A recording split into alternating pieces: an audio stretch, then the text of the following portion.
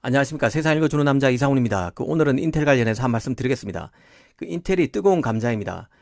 최근 하이닉스의 낸드 사업부를 90억 달러, 한화로 10조가 넘는 돈에 넘겼습니다. 이 매머드 M&A 이후 발표된 인텔의 3분기 실적은 또 기대 이하였습니다. 3분기 순이익이 1년 전보다 무려 28%나 빠졌습니다. 이번 실적이 우려되는 것은 이 반도체의 미래가 있다는 데이터 센터 매출도 1년 전보다 7.5% 하락한 점입니다.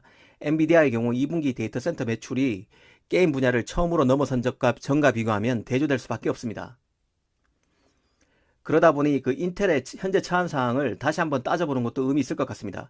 특히 최근 니케이에서 인텔과 하이닉스와의 매머드급 거래와 관련해 분석 기사를 썼는데 이를 소개해 드리는 것도 괜찮을 것 같습니다.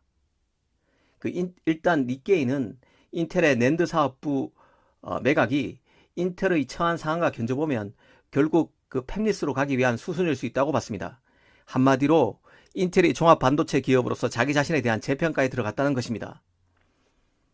니케이는 이를 미국의 경쟁 기업과의 비교를 통해서 설명했는데요. 특히 엔비디아, AMD 등 미국의 칩 메이커들은 설계만 하고 생산은 외부에 맡기는 팹리스 모델로 인텔을 추격해 왔다고 평가했습니다. 가령 최근 시가총액에서 인텔을 추월한 엔비디아의 경우 인텔이 CPU 사업에서 제조 기술의 벽에 막혀 주춤하는 사이 AI 가속기 시장에서 주도권을 확실히 잡았다고 봤습니다. 여기에 최근 2, 3년 새 AMD도 잘 나가고 있는데요.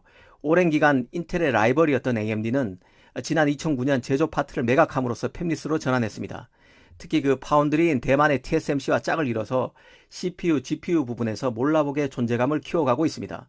이미 제조 분야에서 미세공정 개발에 진척이 더딘 인텔이 최근 파운드리 외주화 가능성을 언급한 만큼 결국 AMD, 엔비디아처럼 팹리스의 글로 들어갈 수밖에 없으며 낸드 사업부 매각은 그 시작점일 수 있다는 것입니다. 사실 인텔은 지난해 연말 밥수한 CEO가 CPU 점유율 90% 포기 선언을 했습니다. 그러면서 그 대신 반도체 시장을 30% 장악하겠다는 비전을 발표했었는데요. 주력 사업인 CPU에만 의존하는 게 아니라 옵테인 등 메모리, GPU, FPGA, NPU 등 다양한 반도체로 사업을 확장하겠다는 의지를 드러낸 것입니다. 하지만 그런 발표를 하고 나서 1년 정도 지난 시점인 현재 인텔을 돌아보면 뭐 하나 잘 되는 게 안 보이는 게 사실입니다. 이 최근에는 7나노 CPU 칩 출시 일정도 기존보다 1년 이상 미룬 내후년인 2022년을 제시한 게 바로 인텔입니다.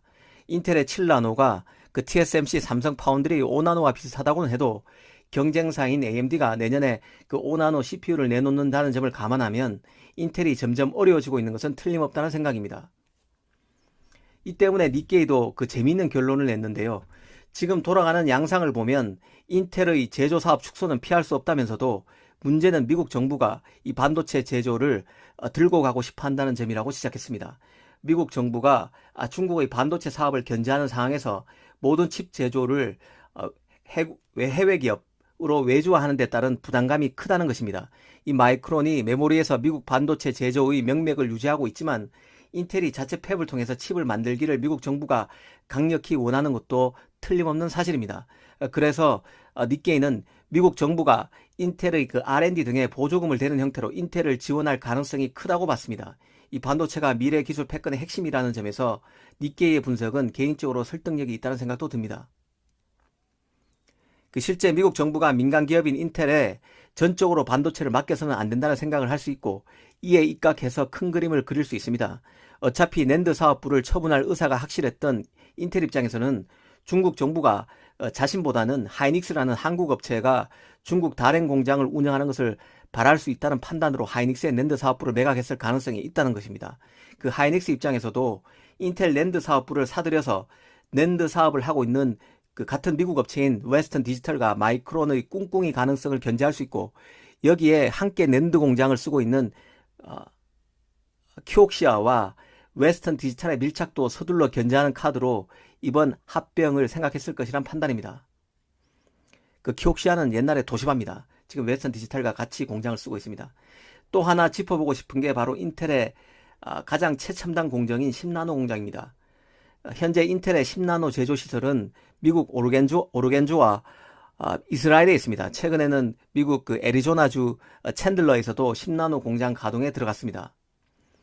눈에 띄는 것은 TSMC가 그 5나노 공장을 짓기로 한 장소가 인텔의 그 10나노 공장이 최근 가동된 그 애리조나라는 점입니다. 반면 그 삼성은 텍사스주 오스틴에서 그 파운드리 공장을 가동하고 있습니다.